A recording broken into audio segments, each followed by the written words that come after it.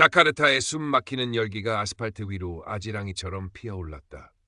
중부 자바의 작은 마을에서 막 도착한 젊은 바틱 장인 부디는 거대하고 혼란스러운 도시의 풍경 앞에서 숨을 죽였다.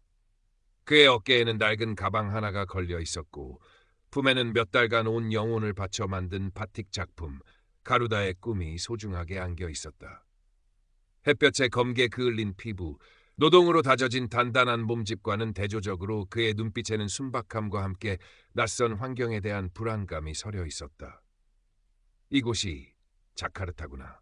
마을 어른들이 입이 닳도록 말했던 기회와 위험이 뒤섞인 도시. 부디에게는 국가 공예 전시회라는 일생일대의 기회가 주어진 곳이었다. 아버지로부터 물려받은 전통 바틱 기술에 자신만의 현대적 감각을 더한 그의 작품은 비록 가난 속에서 피어났지만 강렬한 생명력을 품고 있었다. 그는 이 전시회를 통해 자신의 예술 세계를 알리고 고향 마을과 가족들에게 희망을 안겨주고 싶었다. 품 안의 바틱을 다시 한번 고쳐 안았다. 최고급 비단 위에 섬세하게 그려진 가루다의 형상이 손끝으로 느껴졌다. 단순한 천조각이 아니었다. 그것은 그의 땀과 눈물, 아버지의 가르침, 그리고 쓰러져가는 전통에 대한 그의 염원이 담긴 영혼의 일부였다. 복잡한 인파를 헤치며 전시회장으로 향하는 그의 발걸음은 조심스러웠다. 사방에서 울려 퍼지는 자동차 경적 소리, 매캐한 매연 냄새, 알아들을 수 없는 빠른 말들이 그를 압도했다. 화려한 쇼핑몰과 높이 솟은 빌딩들 옆으로 허름한 노점상과 위태로운 판잣집들이 공존하는 풍경은 그가 살아온 세상과는 너무나 달랐다. 어딘가 위축되는 느낌을 애써 떨쳐내며 그는 오직 자신의 작품만을 생각하려 했다. 그때였다. 앞서가던 사람에게 잠시 시선을 빼앗긴 순간 부디는 단단한 무언가와 세게 부딪혔다. 악! 짧은 비명과 함께 그는 뒤로 주춤 물러섰다. 품 안의 바틱을 보호하려다 몸의 균형을 잃고 하마터면 넘어질 뻔했다. 이런 시발! 눈은 어디다 달고 다니는 거야. 날카롭고 권위적인 목소리가 그의 귓전을 때렸다. 부디가 고개를 들었을 때 그의 앞에는 잘 다려진 고급 제복을 입은 중년 남자가 불쾌함으로 일그러진 얼굴을 하고 서 있었다. 40대 후반으로 보이는 남자는 딱하게 굳은 표정과 차가운 눈빛으로 부디를 위아래로 훑어보았다. 그의 시선에는 노골적인 경멸감이 담겨 있었다. 자카르타 경찰서 고위 간부 수아르토였다. 죄송합니다. 제가 앞을 제대로 보지 못했습니다. 부디는 황급히 고개를 숙이며 사과했다. 그의 어눌한 말투와 남루한 옷차림은 수아르토의 신경을 더욱 거슬렀다. 죄송하다고 하면 다인가? 니까짓 게 감히 누군 줄 알고 내 앞을 가로막아. 수아르토는 버럭 소리를 질렀다. 그의 고함 소리에 주변 사람들이 호기심 어린 눈으로 쳐다보기 시작했다. 수아르토는 그 시선들을 즐기는 듯 더욱 기세등등하게 부디를 몰아붙였다. 어디서 굴러먹던 놈이냐? 행색을 보니 영락없는 촌뜨기로군. 자카르타 물 더럽히지 말고 썩 꺼져. 부디는 모욕감에 얼굴이 화끈거렸지만 차마 대꾸할 엄두를 내지 못했다. 그저 고개를 숙인 채 상황이 빨리 끝나기만을 바랄 뿐이었다. 하지만 수아르토는 거기서 멈추지 않았다. 그의 눈이 부디가 필사적으로 감싸 안고 있는 바틱에 꽂혔다. 그건 또 뭐야? 어디서 훔친 더러운 천 쪼가리라도 되는 건가? 수아르토는 거칠게 부디의 팔을 뿌리치고 바틱을 빼앗아 들었다. 부디는 필사적으로 저항하려 했지만 그의 힘은 역부족이었다. 수아르토는 가루다의 꿈을 마치 오물이라도 되는 듯 경멸스럽게 내려보며 코웃음을 쳤다. 이딴 게 예술이라고? 하! 지나가는 개가 웃겠군. 그리고 다음 순간 부디의 눈앞에서 믿을 수 없는 광경이 펼쳐졌다. 수아르토는 바틱을 바닥에 내팽개치더니 구둣발로 무자비하게 짓밟기 시작했다. 더러운 것, 천박한 것. 그는 악담을 퍼부으며 몇 번이고 바틱 위를 지시겼다. 그것도 모자라 그는 피우고 있던 담배를 꺼내 바틱 한가운데를 지져버렸다. 치익 소리와 함께 비단이 타들어가며 역한 냄새가 피어올랐다. 안 돼요. 제발. 부디의 입에서 터져나온 절규는 도시의 소음에 묻혀버렸다. 그의 온 세상이 무너져 내리는 것 같았다. 몇 달간의 노고, 아버지의 영혼, 그의 꿈과 희망이 저렇게 처참하게 짓밟히고 있었다. 눈앞이 캄캄해지고 숨이 막혔다. 주변 사람들은 잠시 웅성거렸지만 누구 하나 선뜻 나서서 말리는 사람은 없었다. 경찰 고위 간부의 위세 앞에 모두가 침묵하는 방관자가 될 뿐이었다. 수아르토는 만족스러운 듯 비웃음을 흘리며 마지막으로 바틱 위에 침을 뱉었다. 내 놈 같은 버러지에게는 이게 어울려. 그는 아무 일 없었다는 듯 옷매무새를 가다듬고는 경멸의 시선을 던지며 떠나버렸다. 모든 것이 순식간에 일어났다. 텅 빈 길거리에는 찢기고 구겨지고 담뱃불 자국까지 선명한 바틱과 영혼까지 탈탈 털린 듯 멍하니 서 있는 부디만이 남아있었다. 그는 떨리는 손으로 땅바닥에 나뒹구는 바틱 조각들을 주워 모았다. 가루다의 웅장했던 날개는 찢겨나갔고 섬세했던 색감은 흙먼지와 구둣발 자국으로 얼룩져 있었다. 뜨거운 눈물이 그의 뺨을 타고 흘러내렸다. 수치심과 분노 그리고 깊은 절망감이 온몸을 휘감았다.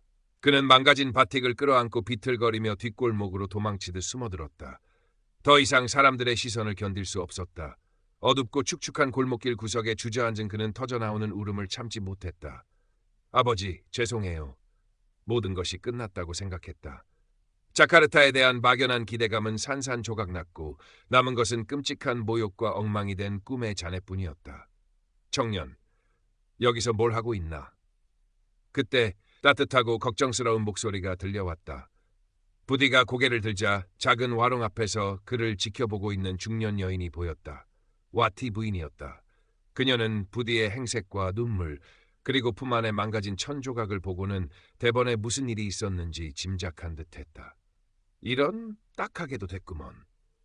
일단 들어와서 차라도 한잔하게.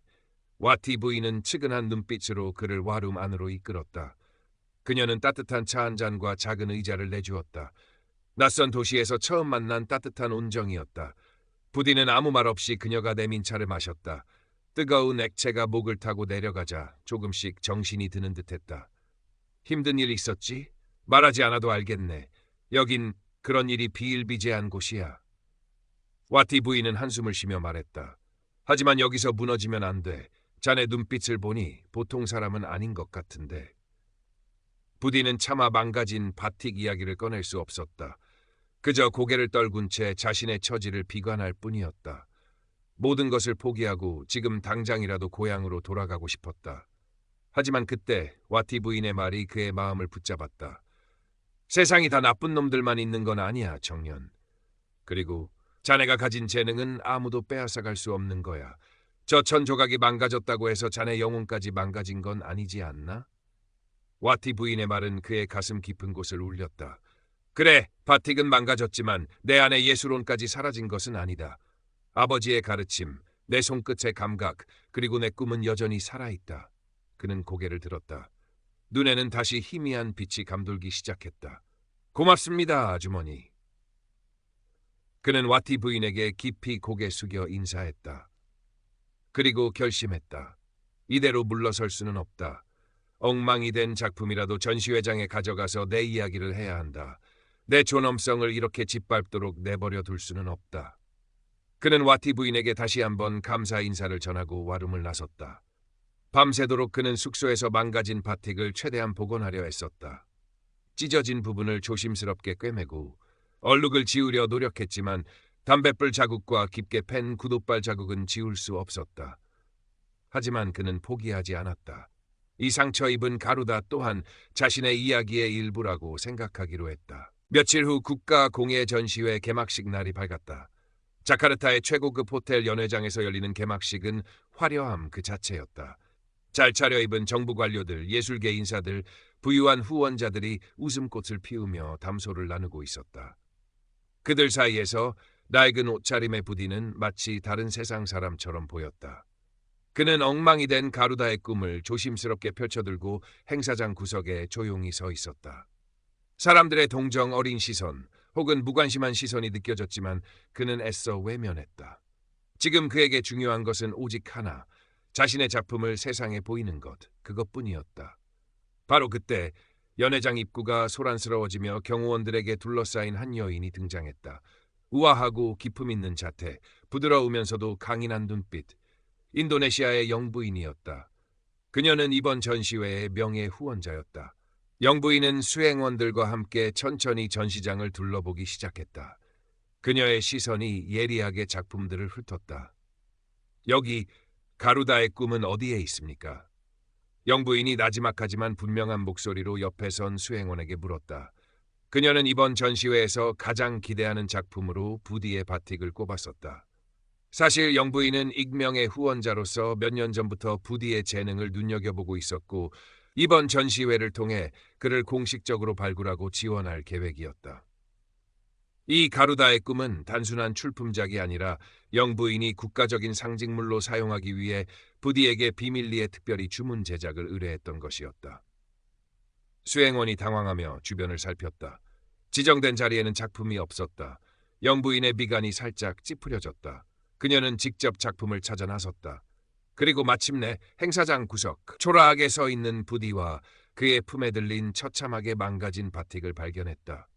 영부인의 얼굴에서 미소가 사라졌다.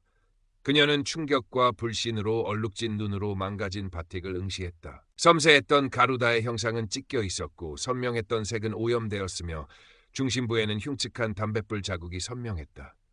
이게 어떻게 된 일입니까? 영부인의 목소리는 싸늘하게 가라앉아 있었다. 부디는 떨리는 목소리로 며칠 전 길거리에서 겪었던 일을 간략하게 설명했다. 경찰 고위 간부에게 당한 모욕과 폭력. 그의 이야기가 이어지는 동안 영부인의 얼굴은 차갑게 굳어갔다. 그녀의 눈빛에는 깊은 분노가 서렸다. 이것은 단순한 예술 작품 훼손이 아니었다.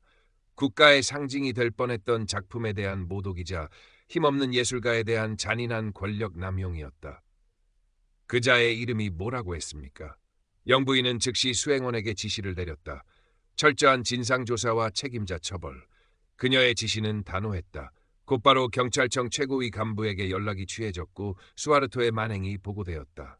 한편 자신의 사무실에서 느긋하게 커피를 마시고 있던 수아르토는 갑작스러운 호출에 의아해하며 경찰청으로 향했다. 그는 영부인이 관련된 일이라는 말에 잠시 긴장했지만 설마 며칠 전 길거리에서 벌인 사소한 일이 문제가 될 것이라고는 상상도 하지 못했다. 하지만 경찰청 고위 간부의 싸늘한 표정과 영부인의 분노가 담긴 메시지를 전해 듣는 순간 그의 얼굴은 하얗게 질려갔다. 처음에는 그런 일 없다, 모함이다 라며 발뺌하려 했다.